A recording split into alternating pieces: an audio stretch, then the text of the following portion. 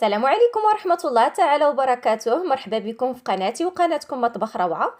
تنتمنى الفيديو ديال اليوم يلقاكم نتوما في احسن الاحوال يا رب. فاليوم ان شاء الله غادي نقدم لكم كيكه بالشوكولاته تجي اكثر من رائعه شكلا ومذاقا ومن اسهل والذ الكيكات. فاليوم غادي نحضرها معكم بطريقه سهله وسريعه وبمقادير اقتصاديه وفي متناول الجميع، واهم شيء تتجي خفيفه ومعلكه ورطبه ولذيذه بزاف بزاف، تتعجب الصغار والكبار. انا متاكده الا جربتوها غادي تعاودوا ديروها وغادي تولي معتمده عندكم. فاذا خليكم معايا حتى نهايه الفيديو باش نعرفوا المقادير وطريقه التحضير وايضا اسرار نجاح هذا الكيك. وما تنساونيش من لايك واشتراك وتفعيل الجرس الا كنتوا اول مره تزوروا القناه ديالي باش توصلوا بكل جديد.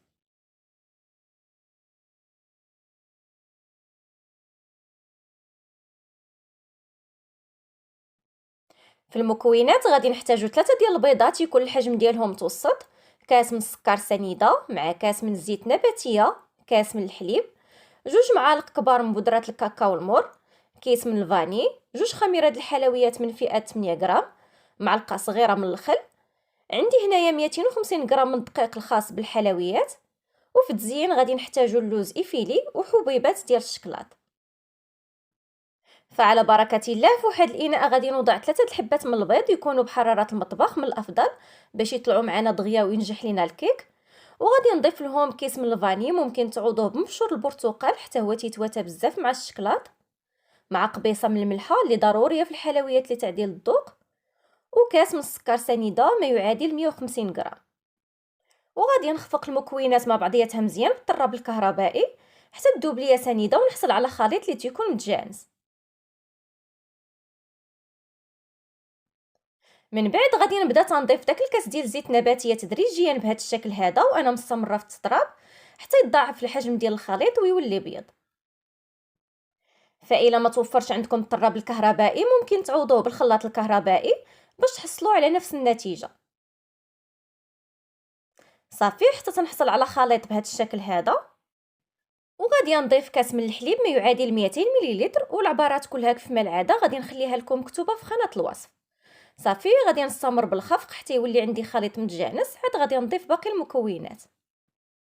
من بعد غادي نغربل 3 المعالق كبار من الدقيق مع 2 معالق كبار من الكاكاو المر. انا هنا استعملت الكاكاو ديال العبار، فإلا كنتو غادي تستعملوا الكاكاو ديال الساشيات استعملوا 3 ديال الاكياس باش تحصلوا على نفس الكميه.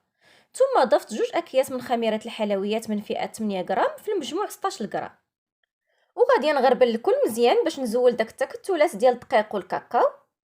وغادي نعاود نخلط المكونات كلها مع بعضياتها. فهاد المرحله ممكن تستعملوا غير الطراب اليدوي، ماشي ضروري الطراب الكهربائي، فانا استعملته غير باش يسهل عليا الخدمه فقط.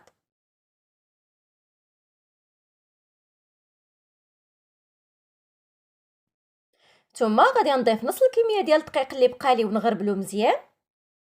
فبالنسبه للدقيق انا غادي نضيفو على 3 ديال المراحل ماشي دفعه واحده باش نحصل على كيك اللي تيكون خفيف ورطب. فإلا مشينا حتى ضفنا الدقيق مره واحده غادي يجينا الكيك معجن وثقيل من الداخل. من بعد غادي نضيف الدفعه الاخيره من الدقيق اللي بقالي ودائما تنغربلو. فهاد الكميه ديال الدقيق تتجي حساب مع المكونات اللي استعملنا، ما تزيدوا ما تنقصوا عليها باش تحصلوا على نفس النتيجه وينجح معكم الكيك.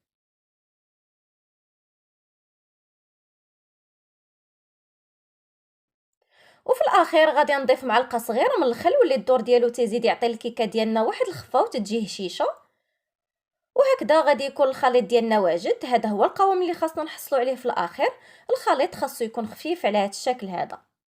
خديت هنايا هذا المول الدائري القطر ديالو 24 سنتيم ودهنته بالقليل من الزبده ورشيته بالدقيق. وغادي نفرغ فيه الخليط ديالي ونحاولوا حنا تنفرغوه نهزو يدينا الفوق شويه باش نخرجوا الهواء اللي تتكون فيه. صافي فغادي ندخل الكيكه ديالي الفران اللي تيكون بارد، تنشعل عليها في الاول غير من التحت والعافيه تتكون مهيله لمده 40 دقيقه، عاد تنشعلوا عليها من الفوق. وفي هذه الاثناء غادي نوجد صلصه الشوكولا اللي غادي نغلف بها الكيكه ديالي في واحد الخلاط كهربائي. وضع 2 معالق كبار من الكاكاو المر مع كاس من الزيت نباتيه وكاس من السكر سنيده مع كيس من الفانيليا وكاس من الحليب. وصافي غادي نخلط المكونات مع بعضياتها مزيان حتى نحصل على خليط اللي تيكون على هذا الشكل هذا متجانس وثقيل.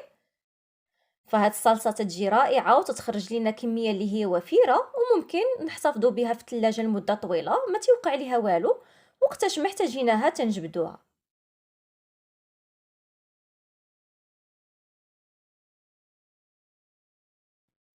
فمن بعد ما بردات ليا الكيكه وزولتها من المول، غادي ناخذ واحد الكيردون وغادي نبدا تندير فيها ثقوب بهذا الشكل هذا باش تشرب لينا داك الصلصه ديال الشكلاط اللي وجدنا. وغادي نبدا تنوزع في الصلصه ديال الشوكولا من فوق الكيك بواحد سباتولا بهذه الطريقه، ونحاولوا نغطيو حتى الجنيبات باش يجينا الشكل مقاد وزوين. فهاد الكيكه تجي اكثر من رائعه، ما تنحتاجوش نهائيا نسقيوها باش تجينا هشيشه من الداخل، وحتى مكوناتها بسيطه فعلا تستحق التجربه ديالكم. صافي فغادي نستمر بنفس الطريقه حتى غادي نغطيها كامله.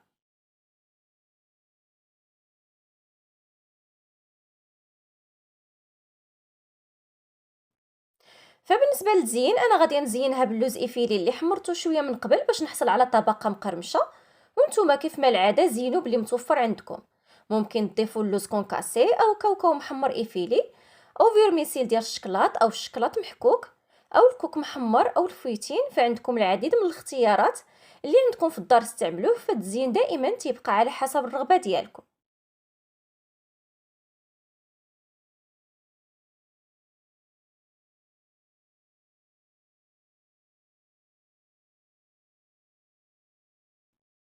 وغادي نزيد نضيف هاد لي بيغ الشوكولا او حبيبات ديال الشكلاط اللي تيزيدوا يعطيو جماليه اكثر للكيك ديالنا، فاللي ما توفروش عندها ممكن تستغنى عليهم.